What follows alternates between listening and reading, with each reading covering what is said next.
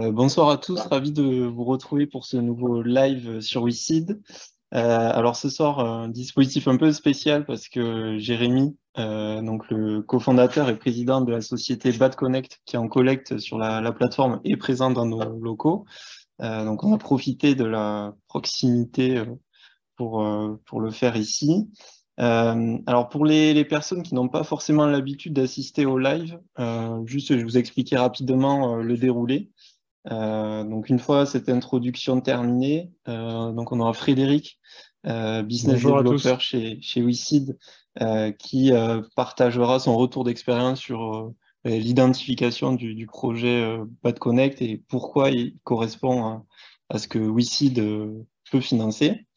Ensuite, Jérémy pitchera, présentera l'activité de Bad Connect un petit peu plus en détail sur la présentation de l'activité, les enjeux de la levée de fonds. Et ensuite, dans une dernière partie, on passera à vos questions, donc la session de questions-réponses.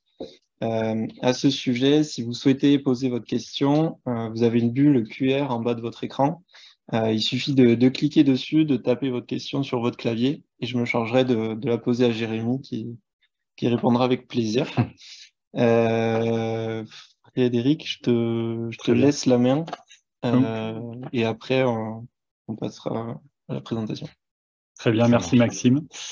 Donc effectivement, je suis Frédéric Bernard, je suis en charge de la mobilité décarbonée pour la filiale de WeSeed qui s'appelle WeSeed Transition. Alors Transition, pourquoi? Puisque c'est une filiale qui est dédiée en fait aux projets qui contribuent à la transition énergétique et environnementale. Et c'est pour cela que, effectivement, j'ai eu l'opportunité de rentrer en contact avec Jérémy Duloup et la société Bad Connect qu'il porte. Et effectivement, cette société a des activités qui rentrent tout à fait dans notre politique d'investissement, puisqu'elle contribue à la mobilité décarbonée, à l'électrification des véhicules, qui est un vrai enjeu effectivement pour demain, dans un marché qui peut paraître anecdotique, mais qui ne l'est pas du tout, en fait, des voiturettes, des véhicules d'aéroports, des véhicules industriels. Et c'est vrai que depuis que j'accompagne le projet, j'en vois partout. Voilà, donc il aura l'occasion de vous parler un petit peu plus de la profondeur du marché. Et voilà, donc effectivement, un projet qui permet de réduire les pollutions au plomb notamment. Donc voilà, donc pour pouvoir accompagner ce projet, effectivement, il y a eu tout un processus de sélection. Je voudrais insister là-dessus parce que c'est vrai que ce projet, il a déjà pas mal maturé en interne chez nous. Il est passé par un audit approfondi de nos équipes qui ont une grande expertise sur l'audit des startups, sur les aspects financiers, juridiques, propriété intellectuelle. Et effectivement, cet audit a permis de valider la pertinence au-delà de l'aspect impact du projet pour vous le proposer aujourd'hui, pour le proposer à notre communauté d'investisseurs et également à toute personne qui souhaite rejoindre le projet via notre plateforme. Donc maintenant, je vais laisser la parole à Jérémy Duloup pour qu'il puisse vous présenter un petit peu plus dans le détail, effectivement, les activités de Bad Connect et ses perspectives. N'hésitez surtout pas à poser des questions que l'on passera en revue à la fin de cette session. Des questions à la fois sur l'entreprise, l'activité, l'équipe, les perspectives, mais également sur WeSeed, sur le processus pour souscrire sur WeSeed. Voilà, n'hésitez pas, nous sommes là avec Maxime pour répondre également à cet aspect des questions.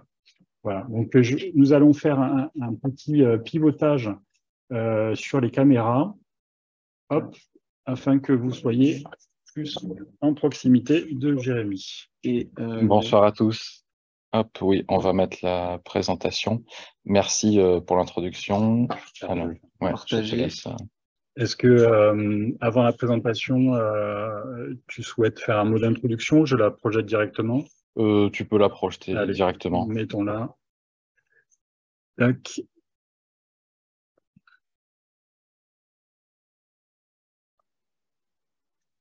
Voilà. Super, merci. Du coup, c'est bon, bon. Tu vois bien? Ok, super. Donc, bonsoir à tous. Mais je suis vraiment très content de vous présenter Bad Connect. Donc, je suis Jérémy Duloup, le fondateur de de Badconnect et le PDG de Badconnect. Donc, j'ai une formation d'ingénieur et après, j'ai fait un doctorat au CNRS à Toulouse sur l'électronique de puissance et les batteries, supercondensateurs. Tout ça dans le but justement un peu smart grid, donc d'avoir une forte pénétration d'énergie renouvelable dans les bâtiments. Et du coup, naturellement, j'en suis venu à me poser des questions sur comment faire des batteries qui soient plus durables et plus efficientes, et notamment dans le domaine de la mobilité. Et donc, du coup, si on parle de stockage d'énergie, effectivement, maintenant, on en voit de plus en plus avec l'électrification à la fois de la mobilité, mais également de nos réseaux, et avec cette forte pénétration aussi de solaire qu'on peut avoir de plus en plus. Et aujourd'hui, contrairement à ce qu'on peut penser, le lithium n'est pas majoritaire sur la plupart des batteries industrielles. On est encore très fortement au plomb. Que ce soit donc sur les engins aéroportuaires, les voiturettes de golf, même la robotique autonome est encore beaucoup au plomb, notamment du fait que ça soit une batterie qui est peu onéreuse à l'achat. Mais lorsqu'on prend en compte le coût total de possession, on se rend compte que le lithium a bien des avantages. Il est à la fois plus performant, il n'y a pas besoin d'entretien et il est aussi beaucoup plus durable. Donc en nombre de cycles, il n'est pas rare d'avoir 5 à 10 fois le nombre de cycles des batteries au plomb. Et donc, on s'est dit pour Badconnect que si on voulait avoir une forte valeur ajoutée, il fallait d'une part proposer du lithium, mais d'autre part proposer de la connectivité pour donner au client une vue vraiment transparente des performances de sa batterie et pouvoir lui donner à tout instant une indication sur la durée de vie restante, la capacité aussi, la dégradation de capacité, les performances en puissance et pouvoir également interagir à distance, c'est-à-dire lorsqu'on voit que on a des soucis au niveau de certains capteurs ou qu'un bouton ne fonctionne pas, il faut être capable effectivement de ne pas déplacer un technicien pour agir sur site. Et donc, c'est tout ce qu'on a voulu mettre en place dans Badconnect. Et donc, notre vision, c'est vraiment d'avoir la connectivité au cœur de notre activité. Donc, chaque batterie Badconnect est connectée. On a une vue vraiment durable sur nos batteries, c'est-à-dire qu'on imagine qu'elles vont avoir plusieurs vies, notamment donc, en mobilité, puis en stockage stationnaire. Donc, en mobilité, ça veut dire quoi? Ça veut dire que on s'aperçoit, par exemple, sur un même marché, le marché des voiturettes de golf, que l'on connaît très bien, que des campings ne vont pas avoir du tout la même utilisation que des golfs, par exemple. Et donc, on peut imaginer qu'une batterie fasse 8 ans dans un golf, puis 5 ans dans un camping, et enfin, faire une dizaine d'années en stockage stationnaire, là où les besoins en puissance et en énergie sont totalement différents. Et enfin, on a rebouclé la boucle avec donc 2 sociétés françaises qui proposent le recyclage des batteries pour qu'on soit vraiment sur un cycle où on maîtrise de A à Z l'empreinte carbone. Et donc, vous l'aurez compris, grâce à la connectivité, ce qu'on vise, c'est d'avoir une durée de vie qui soit supérieure à 20 ans de nos batteries. Et tout ce projet maintenant est porté par une petite équipe avec donc une forte dominante ingénierie. Donc en première ligne et en troisième ligne, vous avez l'équipe d'ingénieurs.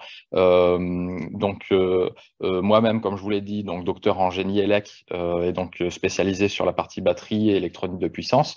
À ma droite, donc vous avez Laurent qui lui a une vingtaine d'années d'expérience dans le logiciel embarqué et donc qui s'occupe pour nous de toute la partie tracking et back-end, c'est-à-dire la collecte de données.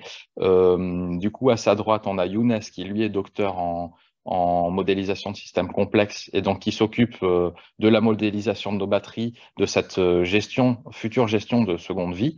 Encore à sa droite, du coup, on a Youssef qui lui est docteur en génie élec, donc spécialisé vraiment sur l'électronique de puissance et donc qui s'occupe donc des nouveaux designs de batteries qu'on peut avoir et qui va s'occuper de notre future plateforme BMS, donc Battery Management System. C'est ce qui est la gestion électronique de toutes les cellules lithium. et donc qui est vraiment fondamental dans notre projet. Et donc en troisième ligne, vous avez nos deux alternants, un sur la partie, donc Mathieu sur la partie électronique, donc qui finit ses études à l'INSA, et le second c'est Jérémy qui lui s'occupe plutôt du front-end, donc on peut avoir sur nos applications web et mobiles. Et du coup, en deuxième ligne, vous avez du coup Irline qui s'occupe de tout notre support administratif et RH, et donc qui gère au quotidien nos clients et le recrutement notamment. À sa droite, du coup, Cathy, qui est notre responsable commercial et qui s'occupe notamment du développement des nouveaux marchés, que ça soit dans l'industrie ou du développement à l'export. Donc, on regarde actuellement toutes les opportunités qu'on peut avoir en Espagne et en Italie. Et du coup, elle avait fait 25 ans dans une société américaine. Elle était responsable vente de la partie Europe. Et notamment, il faisait du coup des réchauffeurs de batteries lithium. Du coup, à sa droite, on a Stéphane qui s'occupe pour nous du marketing, donc les relations qu'on peut avoir avec des institutionnels ou pour notre LinkedIn, notre communication envers les clients et sur les salons. Et à sa droite, Eva qui est web designer et qui s'occupe justement de mettre en place tout ce que Stéphane peut avoir en tête et du coup qui nous fait notamment cette présentation très jolie. Donc voilà, donc en moyenne d'âge, on est à 36 ans et en plus de ça, on a 3 consultants réguliers, que ça soit sur l'ingénierie ou le commerce. Et je vous ai également mis des partenaires effectivement qu'on a sur de la partie recherche, donc le LAS CNRS, l'Université de Compiègne, l'Université Gustave Eiffel. On a un projet en commun sur l'estimation de la durée de vie des batteries et la seconde vie des batteries qui peut passer du coup de mobilité à stockage stationnaire. Et donc, comme je le dis depuis le début, effectivement, l'éco-responsabilité est au cœur du projet. Donc, si on regarde les objectifs de développement durable de l'ONU, on coche 4 cases. À la fois pouvoir augmenter la pénétration des énergies renouvelables par le biais de l'intégration de batteries, avoir du coup un projet industriel avec notamment un peu de décarbonation, parce qu'on peut très bien utiliser du stockage avec du solaire pour pouvoir alimenter une partie de son entreprise avec de l'énergie plus verte. Après, on est au cœur aussi de la problématique des villes et communautés durables, notamment par ce biais-là. Donc, intégration ombrière solaire plus stockage.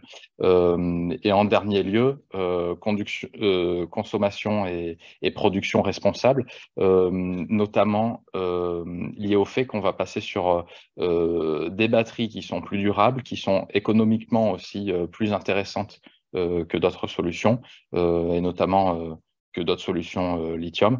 Donc vraiment, voilà, on travaille sur ces 4 axes et du coup, on rentre dans des groupes de travail, notamment du coup le coq vert porté par BPI, l'ADEME.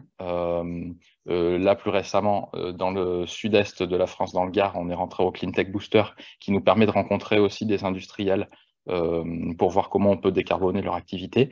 Et on était rentré dans un groupe européen, le IT Climate Kick, et donc sur la partie Circular Cities, et notamment ce qui nous a permis de faire une analyse de cycle de vie de nos batteries et pour pouvoir se comparer aux batteries plomb actuelles que l'on remplace notamment dans les voiturettes de golf. Et c'est ce qui nous a permis de montrer que, à minima, on divise par 2 l'empreinte environnementale de ces batteries et donc on fait gagner à peu près 605 kg de CO2 sur chaque installation sur une durée de 8 ans. Et donc, si on va plus dans le détail sur les marchés que nous visons et que nous adressons déjà aujourd'hui, donc on a les voiturettes de golf qui peuvent avoir des configurations en 36 volts et 48 volts. On a à peu près 400 000 véhicules qui existent aujourd'hui et qui peuvent être à rééquiper, qui peuvent être passés de plomb à lithium, en sachant que des batteries plomb sont changées tous les 4 à 6 ans. Donc, il y a une belle récurrence là-dessus. Et il y a à peu près une production mondiale de 65 000 nouveaux véhicules électriques par an. Ensuite, on a du coup les tracteurs d'avion et de bagages, donc sur tout ce qui est support au sol dans les aéroports. Donc là, on est plutôt sur des batteries 80 volts avec du coup un marché qui est d'à peu près 130 000 véhicules entre l'Europe et les États-Unis, et avec des acteurs du coup qui sont très imposants. Un peu comme pour les voiturettes de golf, il y a des gros loueurs qui ont des milliers, voire dizaines de milliers d'engins. Et donc, tout notre travail, c'est de les identifier et d'adresser leurs problématiques pour les transformer en lithium. Et ensuite, en équipement adressable également, on a tout ce qui est robotique et manutention. Donc là, avec des volumes qui sont plus importants, mais aussi une disparité plus importante en termes de besoins, à la fois en tension et en énergie.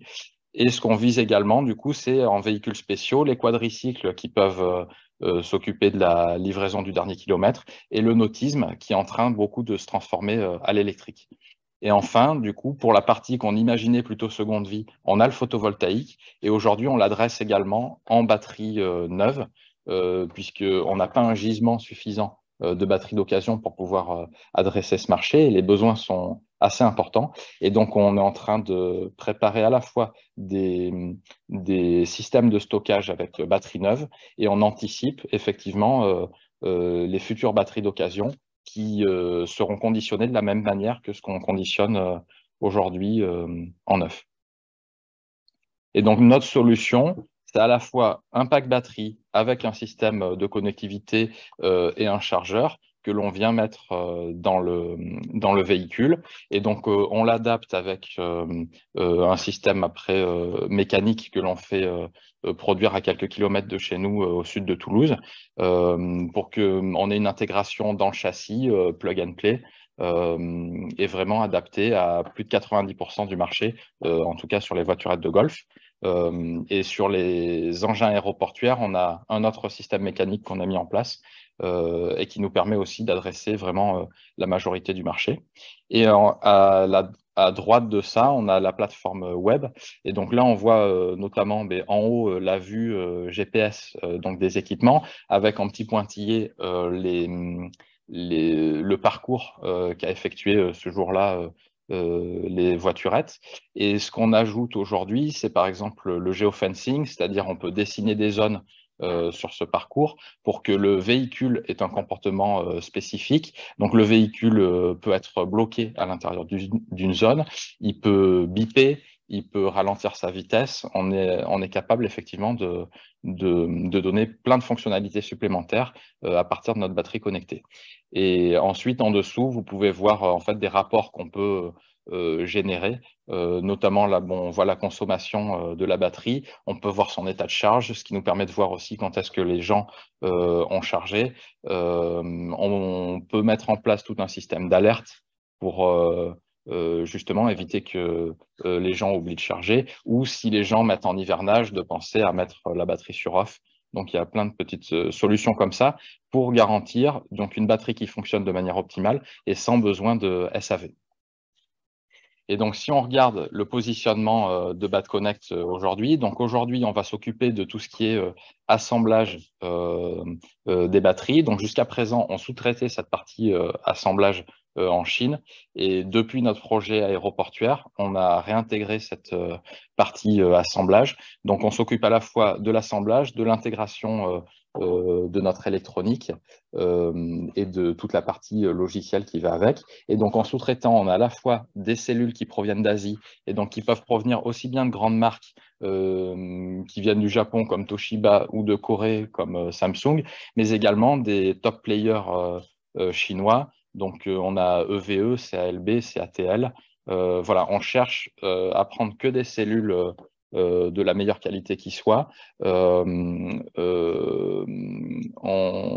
on veut vraiment éviter, on ne va pas chercher un positionnement bas coût. Donc, on veut la durabilité, donc on prend que les cellules qui sont les plus éprouvées. En parallèle de ça, on fait des cartes électroniques, on les conçoit et on les fait assembler ici en France. Et les composants électroniques viennent soit d'Europe, soit des États-Unis. Et donc, on adresse des clients qui sont soit des constructeurs de véhicules. Donc là, notamment en ce moment, on discute avec plusieurs constructeurs européens. Soit on travaille avec des loueurs de flotte de véhicules. Donc là, c'est principalement sur le marché de la voiturette et celui de l'aéroportuaire, où on travaille avec les plus gros acteurs français, notamment. Et après, on peut travailler en direct avec des utilisateurs professionnels. Donc, sur le marché des voiturettes, ça peut être des golfs, des campings ou des sites industriels, parce que pour faire les visites de sites industriels, il y a beaucoup de ces voiturettes qui sont utilisées. Et ensuite, on assiste nos clients à la fois dans le réemploi qu'ils peuvent avoir de ces batteries, notamment les loueurs, pour que d'un cycle à un autre de location, ils adressent le bon client et que ça matche bien avec le besoin en énergie. Et on les assiste enfin pour le recyclage de ces batteries. Et donc, si on regarde la concurrence, donc principalement, j'ai mis 3 segments. Le premier, la voiturette de golf, sur laquelle on est le plus avancé. Et donc là, on a à la fois une concurrence en provenance des États-Unis avec Rolion et une concurrence en provenance de Chine avec Roypo. Donc, ce sont 2 solutions qui n'ont pas de connectivité. Et donc, nous, on se démarque par cette assistance qu'on peut avoir avec la connectivité et qui, au niveau durabilité, on est également meilleur parce que on a un SAV qui est implanté ici en France et on sera capable effectivement d'intervenir partout en Europe. Et du coup, ces 2 sociétés ne proposent pas de SAV sur site. Et donc, fatalement, quand il y a un problème sur une batterie lithium, à part le recyclage, il n'y a pas d'autre voie. Alors que nous, ce qu'on va proposer, c'est que si on a un problème sur une batterie lithium, déjà, on aura un échange qui peut se faire standard et qui sera du coup plus rapide. Donc, on évite des immobilisations de véhicules. Par ailleurs, une batterie qui a un problème sur un capteur, sur une cellule, une soudure ou que sais-je, on sera capable de la remettre en circulation, alors qu'avec des acteurs étrangers, c'est pas le cas. Donc au niveau durabilité, il y a vraiment des progrès à faire pour assurer ce service. Ensuite, si on regarde au niveau aéroportuaire, donc 2 principaux concurrents identifiés, donc Colibri Energy, qui est une société allemande, et Flash Battery, qui est une société italienne. Donc vraiment, ces deux sociétés sont sur tout ce qui est batterie industrielle. Une fois encore, on se démarque par la connectivité qui est sur 100% de nos batteries, et on se démarque également d'un point de vue à la fois tarifaire, où on va être légèrement moins cher que ces sociétés, tout en conservant une marge de plus de 50%. Et on va avoir aussi un gros plus sur l'aspect adaptation aux spécificités du marché, donc notamment là sur l'aéroportuaire. On a pris le temps de travailler avec les constructeurs des engins pour avoir une intégration parfaite, notamment avec le tableau de bord, pouvoir changer les vitesses. Donc notre batterie, elle est totalement adaptée à ces spécificités du marché. Ensuite, au niveau français, donc j'en ai mis 3. Donc Forcy Power, qui est plutôt spécialisé sur la mobilité électrique, mais qui va être plus grand public et surtout véhicule homologué, ce que nous ne faisons pas aujourd'hui. Après, on a Wattalps, qui va être sur des engins de manutention qui sont beaucoup plus gros que les nôtres, et notamment qui nécessitent du refroidissement dans ces batteries. Et donc, eux sont vraiment spécialisés avec une technologie brevetée sur le refroidissement des cellules lithium. Et nous, justement, la limite qu'on se pose, c'est sur ce refroidissement des cellules. En fait, on va constituer des packs peuvent être réchauffés, mais qui n'auront pas besoin de refroidissement. Et ça, c'est dû notamment à des pics de puissance qui sont répétés. Et donc, on sait très bien le type d'engin qu'on ne veut pas adresser parce qu'on aura besoin de cette technologie. Et après, E4V, qui eux aussi sont plutôt spécialisés véhicules homologués. Donc voilà, et après, si on repasse vite fait, effectivement, on garantit nos batteries de 5 à 10 ans et on a des partenariats clés sur des marchés de niche qui nous permettent effectivement d'avancer très bien, et comme je vous le disais, notamment main dans la main avec les constructeurs des véhicules. Et donc, si on regarde la levée de fonds, à quoi elle va servir, en premier lieu, on en parle depuis tout à l'heure, la réindustrialisation en France est donc un outil d'assemblage qui sera à proximité de Toulouse et qui nous permettra de gagner en compétitivité, notamment parce qu'aujourd'hui, par le biais d'avoir, par le fait d'avoir plusieurs sous-traitants, on a séparé certaines parties de notre batterie pour que personne n'ait une vue complète de notre produit. Et donc, par le biais de cette réintégration, on va également être capable de gagner à minima 8% de marge brute sur ce qu'on faisait aujourd'hui. Donc, c'est super important. Et aussi au niveau crédibilité, parce que je parlais d'adresser les constructeurs de véhicules. Et donc, d'avoir un fabricant assembleur français, c'est pas la même chose que un concepteur de batterie lithium qui sous-traite l'assemblage et l'industrialisation de ces batteries. Donc, on a vraiment cette volonté forte pour passer un step d'avoir notre outil industriel à Toulouse, et donc ça sera chose faite. Et ça nous permettra effectivement, donc d'une part, d'adresser l'export encore plus fort. Donc, je vous ai mis en 2023 donc, pour le marché européen et 2025 pour les États-Unis, mais également d'autres marchés. Donc, on vise notamment pas mal le nautisme et les engins qui font la livraison du dernier kilomètre. Donc, tout ça découle en partie de cette réindustrialisation en France. Et enfin, on a à peu près un tiers de la levée qui sera destinée à la R&D. Donc, j'en parlais tout à l'heure, une nouvelle plateforme BMS, Battery Management System. Donc, c'est la plateforme d'électronique qui nous permet de gérer nos cellules au plus près et qui intégrera du coup notre partie radiofréquence de diagnostic et d'action à distance en fait sur la batterie. Et donc voilà, en fait un projet qui est en partie du coup soutenu par la BPI, donc par le biais de l'aide au développement Deep Tech. Et donc c'est un contrat qu'on a signé en juillet dernier à hauteur de 650 000 euros, un tiers en subvention et 2 tiers en avance remboursable récupérable. C'est-à-dire que si on a des no-go techniques dans le développement du produit, on pourra transformer une partie de cette avance remboursable en subvention.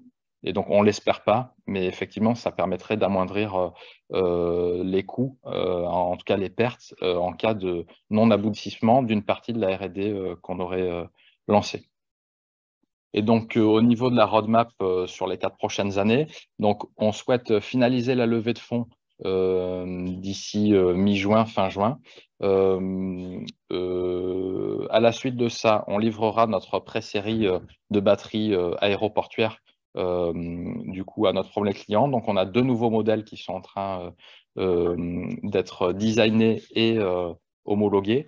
Donc voilà, ça sera une première étape importante sur le marché aéroportuaire. Ensuite, entre septembre et octobre, on ouvrira du coup et on rentrera dans les locaux en fait de nos ateliers à Toulouse pour l'assemblage des batteries. À la mi-2024, on a prévu de faire certifier notre plateforme BMS. Un export USA qui est prévu pour la fin 2025. Un travail sur un nouveau chargeur modulaire qui présente donc un nouveau chargeur modulaire qui présente lithium, pardon, qui présente l'intérêt, encore une fois, de pouvoir allonger la durée de vie de nos batteries et augmenter leur performance. Donc, c'est vraiment quelque chose qu'on a pensé et qu'on a mis dans notre roadmap et qu'on est en train de demander des financements justement à BPI pour pouvoir aller au bout. Et ce chargeur sera par ailleurs capable de traiter notamment une source photovoltaïque et fera un étage en fait intermédiaire. Et enfin, on aura le démarrage de la commercialisation des batteries de seconde vie pour la mi-2026. Et donc, si on regarde tout ce que ça donne en chiffres, donc aujourd'hui, on a à peu près une quarantaine de clients en direct et du coup, une centaine de clients, si on considère, donc en tout cas, ça donne une centaine de sites clients, si on considère ce que les loueurs ont dispatché comme batterie. On prévoit de faire 500 000 € de chiffre d'affaires sur ce premier semestre. On a un pipe commercial d'à peu près 1,5 million, donc un pipe pondéré, en fait, avec à la fois des choses qui sont, enfin, des commandes qui sont signées et des devis qui sont plus ou moins en bonne voie et qui sont pondérés suivant ce que l'on pense pouvoir obtenir. On vous met effectivement aussi le CA récurrent qu'on fait par batterie, notamment sur l'aspect connectivité, parce que c'est vrai que je ne l'ai pas expliqué, mais on vend notre batterie et en plus de ça, il y a un abonnement mensuel à la plateforme qui est vendu avec. Et en dessous, je vous ai mis la répartition du CA qu'on pourrait avoir par catégorie en fait de marché. Donc aujourd'hui, on voit qu'on est dépendant à plus de 50% du marché des voiturettes, avec maintenant aussi une bonne problématique aéroportuaire. Et en 2027, on sera un peu plus équilibré entre voiturettes et aéroportuaires, et avec des segments autres comme la robotique manutention, le photovoltaïque, qui prennent un peu plus d'ampleur et qui pourraient même prendre encore plus d'ampleur avec la levée de fonds si on les adresse encore plus. Et donc, au niveau de la croissance que l'on peut imaginer, donc cette année, on vise de dépasser le 1 million d'euros de chiffre d'affaires avec du coup un EBITDA qui sera légèrement négatif. L'année prochaine, enfin 2024, on prévoit d'être un peu en dessous de 3 millions d'euros de chiffre d'affaires et un EBITDA quasi à l'équilibre. Et donc, la première année de rentabilité sera pour 2025 avec un chiffre d'affaires d'à peu près 7 millions d'euros. Et on sera en gestion d'à peu près 3000 batteries connectées. Et du coup, on vise les 15 000 batteries connectées d'ici 2027 avec un chiffre d'affaires du coup qui se rapproche des 18 millions d'euros. Donc voilà, je vous remercie de m'avoir écouté et je suis à votre écoute pour vos questions. Super, merci Jérémy pour la présentation, c'était très clair, très complet. On va arrêter le partage d'écran. Petit bouton rouge là, juste en dessous.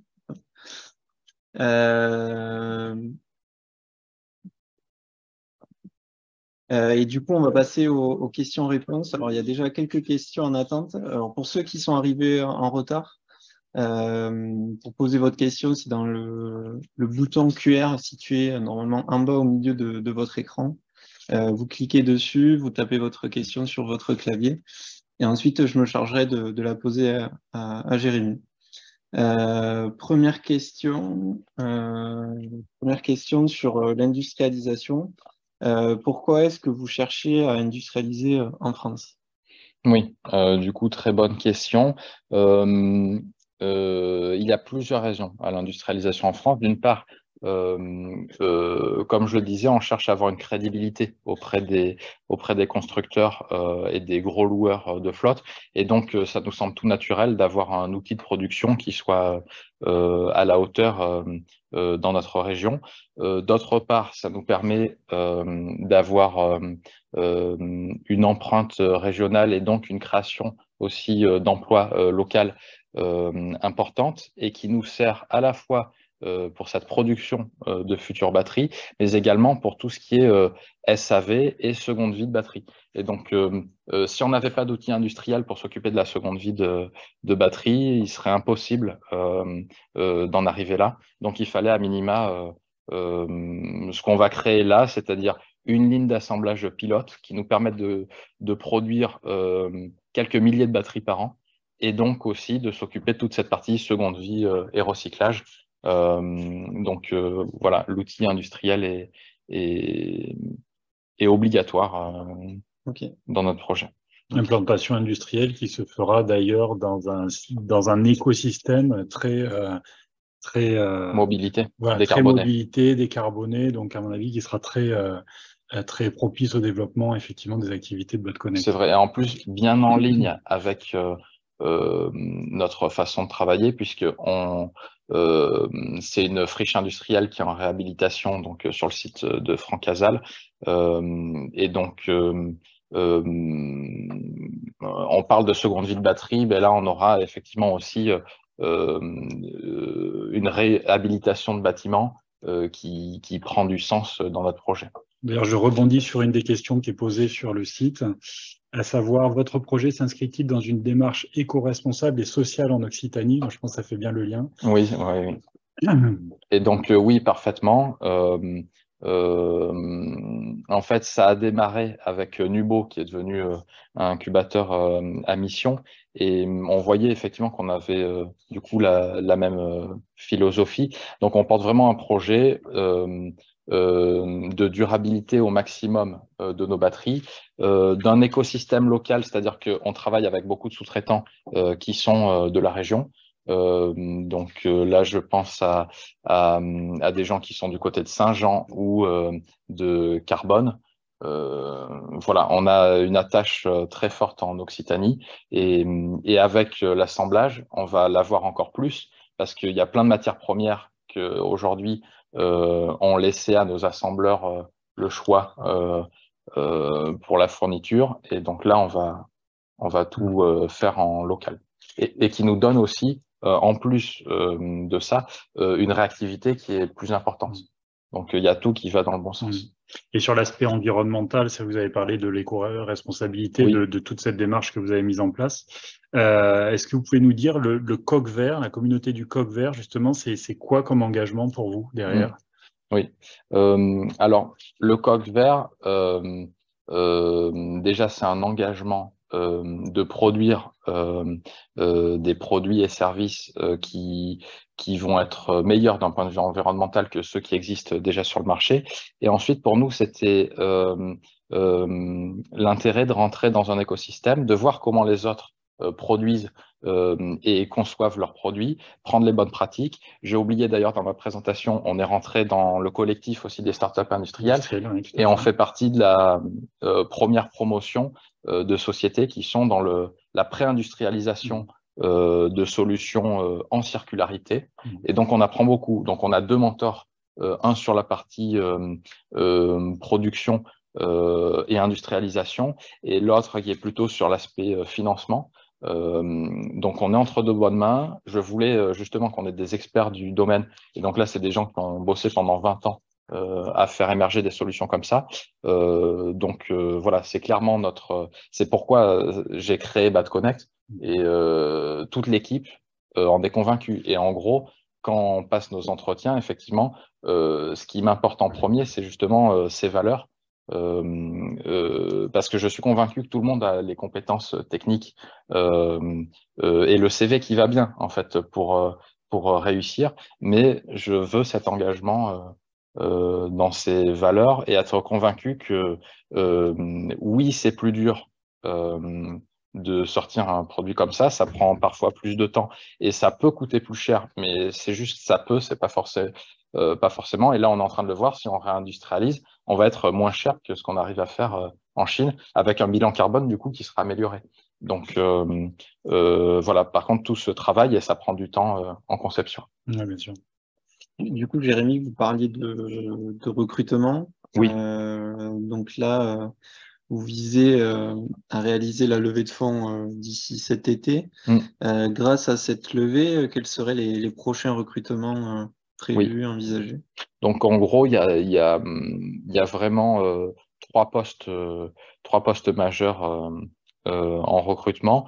Le premier va être lié au commerce, donc sur la partie export, où on veut avoir une personne qui gère au plus près ces marchés-là. Donc notamment pour le marché espagnol, on voulait démarrer par un VIE pour se lancer. Et ensuite, sur la partie production, on va à la fois avoir besoin d'un technicien qui va pouvoir nous suivre dans cet assemblage, enfin à la fois dans le processus d'assemblage des batteries et dans la conception de la ligne d'assemblage. Donc on est aidé, comme je disais, par des mentors, donc on a des experts du domaine avec lesquels on travaille sur cette ligne, et donc on aura besoin d'un technicien expérimenté pour la mettre en place et pour donner aussi son avis sur la question. Et ensuite, on va aussi avoir besoin d'un technicien plutôt SAV support, puisqu'on commence à avoir quand même pas mal de batteries en circulation. On va être près de 200 batteries là, en circulation, et notamment avec des gros enjeux à la fois sur l'aéroportuaire, un peu sur le solaire aussi, j'en ai pas trop parlé, mais les premiers projets solaires vont sortir. Donc du coup, avoir une personne en support là-dessus, c'est très bien. À la fois pour quand on lance les projets, on forme les techniciens de nos clients à la mise en route de ces batteries. Et ensuite, voilà, s'il y a des questions ou des remontées d'informations, il faut qu'on ait quelqu'un en support. Okay. On va poursuivre avec une autre question. Est-ce que vous avez déjà des clients? Peut-être là, vous avez parlé de 200 batteries installées. Oui.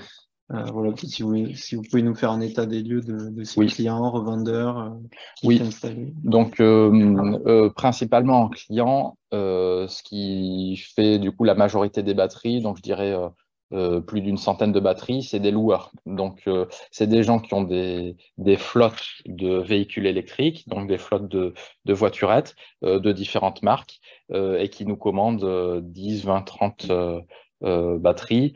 Donc là, on a 4 gros loueurs nationaux sur le marché des voiturettes. Ensuite, en aéroportuaire, du coup, on a un énorme client qui est du coup le leader mondial dans le domaine de la location des engins aéroportuaires. Et qui du coup à lui seul a 45 000 véhicules. Et ensuite, on a des clients en direct, donc des golfs, des campings, des sites industriels, des exploitations agricoles, et également d'autres projets. Je pense notamment à Joko Sun sur un projet du coup au Sénégal de rétrofit de pirogues électriques. Et donc, il a aussi des batteries sur des pirogues.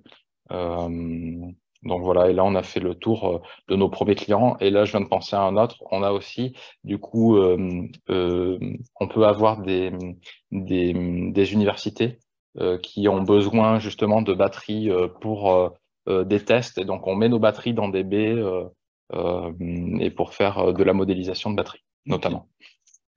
Ok. Ensuite, on a 3 questions qui portent sur le sujet du lithium. Alors, 2 questions de Laurent. Le marché de première monte des fournisseurs de voiturettes est-il déjà en lithium? Si oui, les fournisseurs de batteries sont-ils des concurrents sur le marché du remplacement? Alors oui, le marché des voiturettes de golf est en partie, le marché de première monte est en partie en lithium. Et non, ils ne sont pas en concurrence sur la seconde monte parce qu'en fait, les constructeurs ne veulent pas mettre de batterie lithium sur le marché en seconde monte. En fait, ils cherchent à vendre que des véhicules neufs. Et donc, les batteries lithium sont exclusivement réservées aux véhicules neufs. Donc, on a un espace effectivement qui nous est laissé par les constructeurs. Et ce qu'on va chercher à faire, c'est les convaincre que notre solution connectée est la meilleure solution, du moins en Europe, puisque en acteur majeur de la voiturette, on a surtout des acteurs américains. Et donc, on aurait potentiellement quelque chose de super intéressant à faire avec eux en imaginant batterie lithium plus connectivité et SAV géré par BadConnect et plus géré depuis les États-Unis avec des délais qui sont longs sur la partie remplacement de batterie. Là, il y a vraiment quelque chose à faire. Juste pour préciser sur la première monte, en général, historiquement, c'est plutôt des batteries au plomb. Oui. Et récemment, c'est vrai que le marché du lithium en première monte s'est ouvert. Oui. Donc là, vous êtes plutôt sur effectivement du rétrofit, c'est-à-dire sur la seconde monte. Voilà, sur la seconde monte, mais vous travaillez aussi avec des constructeurs, ce que vous mentionnez, Voilà. sur la première monte et essayer d'intégrer dès l'amont Oui. voilà, les voiturettes et autres véhicules. Et donc, on a bon espoir avec des constructeurs européens, là, d'être en première monte. C'est plus complexe aujourd'hui avec les acteurs en provenance des États-Unis. Mais aujourd'hui, c'est vrai que c'est pas réellement un problème parce qu'il y a encore une grande partie des batteries, enfin, la plupart des batteries des véhicules neufs arrivent encore en plomb. Donc, pour nous, c'est toujours un marché qui est en train de se créer, cette seconde monte, parce que dans 5 ans, il faudra les remplacer en lithium. Mais on prend très au sérieux, effectivement, cette montée des batteries lithium en véhicules neufs. Et aujourd'hui, la barrière en fait qu'ils ont, c'est qu'ils coûtent sensiblement plus cher que les véhicules neufs équipés en plomb. Et donc, c'est pour ça que le plomb résiste bien. Mais les Golf, enfin, ça c'est quelque chose qu'on n'a pas vraiment abordé, vont devoir, eux, transformer leurs pratiques et puis pour être de plus en plus verts. Oui, petit à petit, effectivement, si on intègre dans la démarche des responsabilités les voiturettes, et donc c'est pas neutre parce qu'effectivement, c'est des véhicules qui sont rechargés tous les jours. Et donc, quand on a une flotte de 10 à 50 véhicules qui est rechargée tous les jours, une batterie comme la nôtre, c'est 5 kWh d'énergie. Et donc, ça veut dire on fait 5 kWh fois le nombre de voiturettes, et donc on arrive sur des consommations électriques qui ne sont pas neutres. Et en fait, l'avantage dont je n'ai pas parlé, mais entre le plomb, enfin le lithium et le plomb, c'est que la batterie lithium va être à peu près 30% plus efficiente au niveau énergétique qu'une batterie plomb. Donc, quand on a 150 véhicules, voilà, on le voit. On le voit déjà sur la facture. Et effectivement, quand on fait notre bilan carbone à la fin de l'année, ça va compter. Donc oui, progressivement, tous les acteurs vont quand même passer au lithium. Ok. Et la troisième question sur ce sujet. Et peut-être juste avant la question, juste pour dire aussi, au niveau longévité de ces véhicules, c'est aussi des véhicules qui mécaniquement vont durer très longtemps. Et donc, il n'est pas rare pour nous d'équiper des véhicules qui ont 15 ou 20 ans. Et donc, c'est aussi à prendre en compte. C'est pour ça qu'à un moment, je montrais le réservoir de véhicules qu'il peut y avoir, parce que voilà, les véhicules durent vraiment très très longtemps.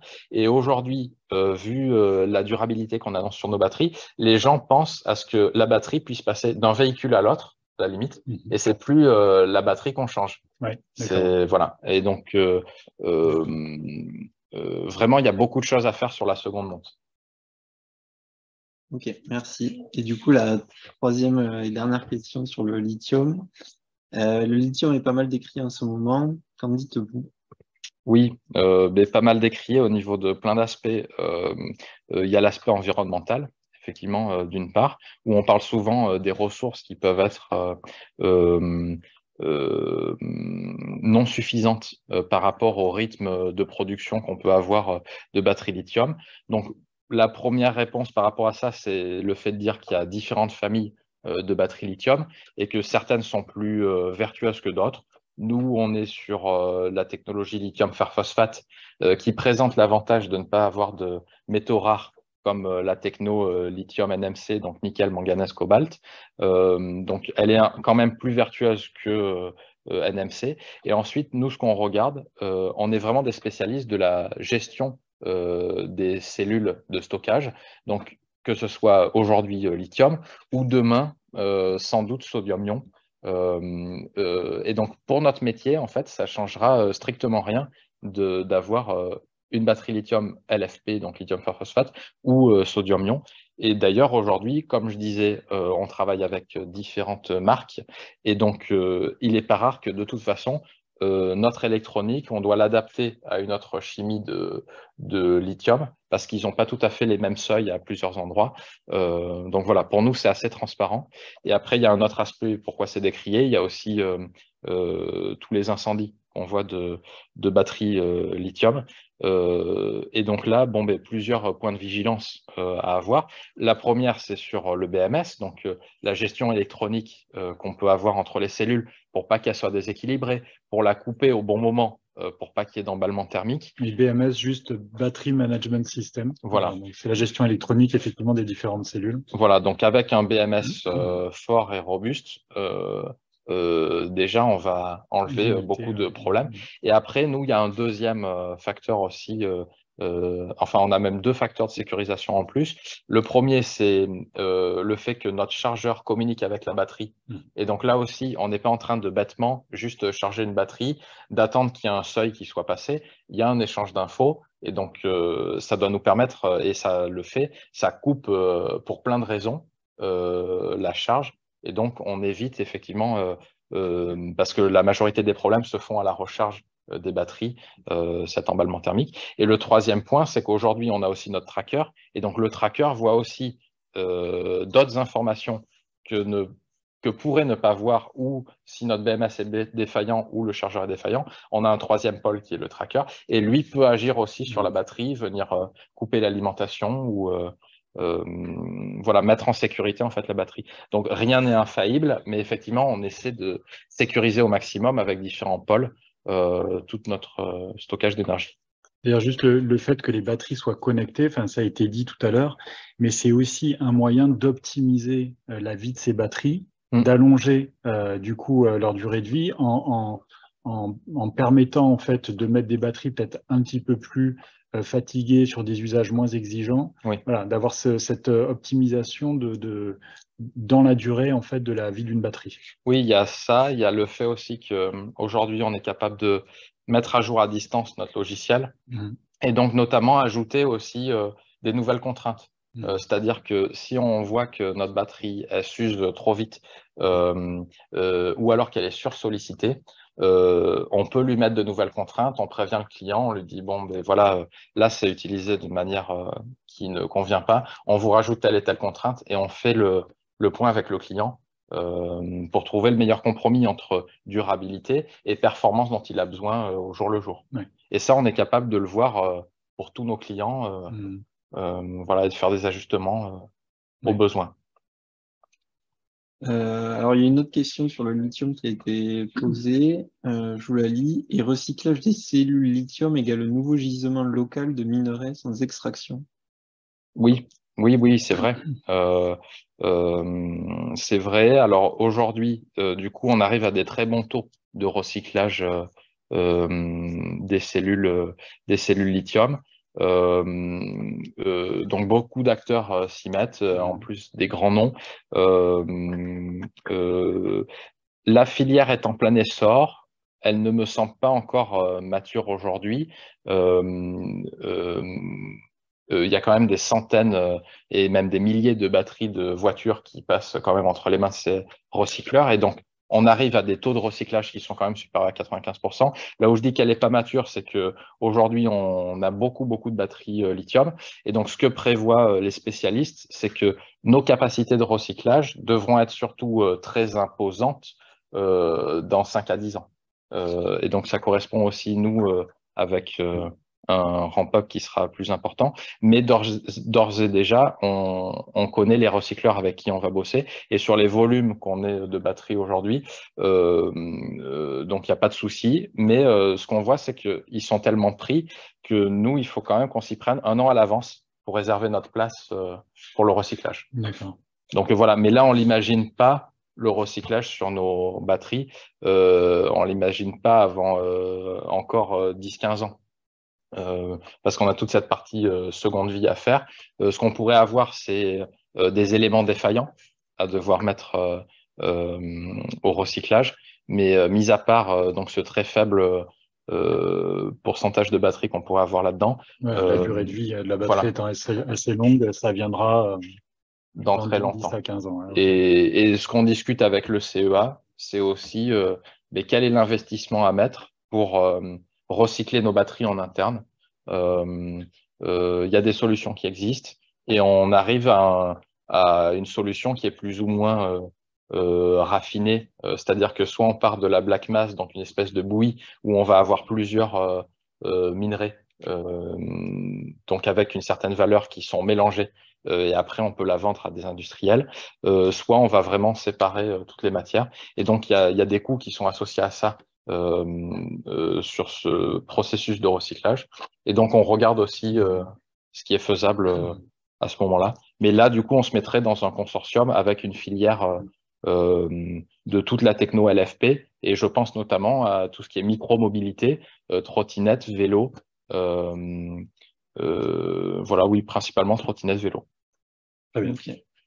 Alors, on va poursuivre avec deux questions qui sont liées. La première, dans quel marché pourrait se diversifier Bad Connect? Et la seconde, pouvez-vous nous en dire plus sur vos projets solaires? Ok. Donc, dans quel marché on pourrait se diversifier? On regarde quand même avec un œil attentif tout ce qui se passe en rétrofit électrique, donc sur les véhicules légers et les véhicules utilitaires, puisque aujourd'hui, avec la capacité qu'on met sur les engins aéroportuaires, on fait des batteries qui font 25 kWh et qui sont capables d'être parallélisées. Donc, on peut aller jusqu'à 100 kWh de stockage. Et donc, on se rapproche vraiment des exigences que peuvent avoir les constructeurs de véhicules électriques légers ou véhicules utilitaires. Donc voilà, toutes les startups qui bossent dans le rétrofit, on connaît les contraintes. Donc la contrainte, c'est d'obtenir une homologation et une certification qui s'appelle ECER 100. Il y en a pour à peu près 80 000 euros. Donc du coup, ça vaut le coup quand même de bien travailler avec les acteurs en amont et de vérifier que notre produit est vraiment celui qui est adapté à leur usage. Donc ça serait une des premières pistes de diversification. La deuxième, ça peut être sur les quadricycles légers et lourds, où là, il n'y a pas besoin de la même certification, et donc il y a un allègement en termes de coûts. Et comme il y a un plein boom de tout ce qui est quadricycle à destination de la livraison du dernier kilomètre, ça peut être aussi une piste très intéressante. Et au niveau du solaire, du coup, on a plusieurs partenaires en région Occitanie qui sont des installateurs d'ombrières solaires ou de projets solaires plus imposants et qui déjà par ailleurs intègrent parfois du stockage. Et donc là, on discute avec eux à la fois sur en seconde vie, qu'est-ce qu'on pourrait faire avec eux et qu'est-ce qu'on peut proposer aujourd'hui comme solution concrète. Donc avec du coup des baies qui seraient intégrées dans des containers et avec un stockage modulaire. Et donc là, effectivement, on a notre premier client sur une petite installation photovoltaïque et on a 5 à 6 projets qui sont avec des devis et qui peuvent être plus ou moins longs parce qu'en fait, ils font partie d'appels d'offres publics pour des collectivités. Donc voilà, donc on adresse à la fois des collectivités, des entreprises sur ces marchés solaires plus stockage. Ok. Alors, on se rapproche de la fin du live, donc on va prendre les deux dernières questions. Je vous lis la première. Question de Laurent. Le client leader d'équipement aéroportuaire a 45 000 véhicules, donc ce qu'il vous achète aujourd'hui est très probablement en parallèle et donc en concurrence avec d'autres solutions lithium. Est-ce que vous les connaissez? Donc, ce qui est en... Je pense que c'est Les autres solutions solutions lithium. Ah, les autres utilisées solutions. par Oui, du coup, on les connaît très bien, mais notamment c'est Colibri et Flash Battery qui proposent des batteries là-dessus. Et donc, c'est pour ça que bon, on a eu un travail très transparent. Et donc, on sait exactement comment on est placé. C'est ce que je vous disais tout à l'heure. Donc, on est sur un tarif effectivement qui est un peu moins cher et on a été aussi sur une spécialisation vraiment enfin, et une adaptation au bout du bout. C'est comme si le constructeur avait travaillé sur cette batterie parce qu'on a une intégration parfaite avec le véhicule. Et on a analysé aussi parce qu'ils ils avaient demandé un rapport à une société indépendante pour calculer le ROI qu'ils pouvaient avoir de passer au lithium. Du coup, ils avaient toute la data de l'utilisation de leur véhicule. Et donc, on a travaillé vraiment à optimiser la capacité, la puissance en fonction de cette utilisation et également en fonction de la température qu'il peut y avoir à l'extérieur et avec un engagement de notre part aussi sur la durabilité de ces batteries, puisque eux aussi ont la même philosophie que nous sur l'aspect circulaire qu'on doit donner aux batteries. Et donc, ce qu'ils envisagent, c'est qu'il y aura une première vie sur les engins qui demandent le plus de puissance et d'énergie, et ensuite, ils ont d'autres engins qui demandent moins. Et donc, ils ont déjà prévu ce schéma de faire passer les batteries d'un véhicule à l'autre. Ok.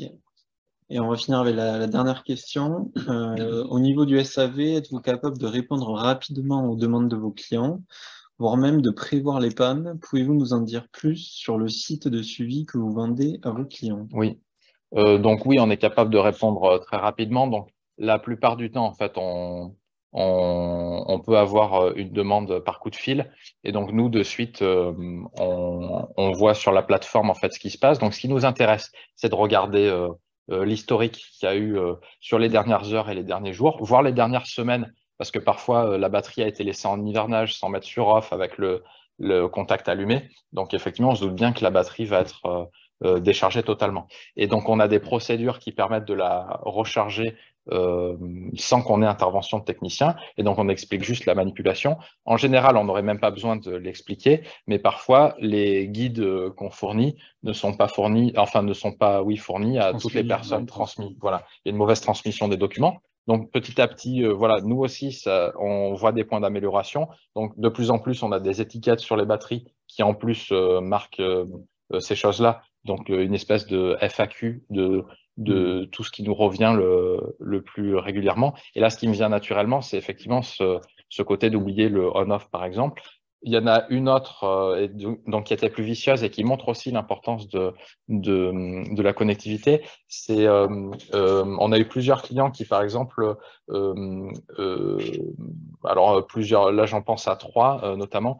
Un, c'était une rallonge électrique qui marchait pas. Et donc nous, en fait, on lui disait, il faut charger votre véhicule parce qu'on voit que vous allez tomber en panne à un moment. Et en fait, suite à ça, on voyait qu'il n'y avait pas d'action. Et donc, au bout de 2 rappels, on dit, c'est pas possible. Et du coup, on s'aperçoit qu'effectivement, rallonge ou multiprise, il y avait quelque chose qui marchait pas.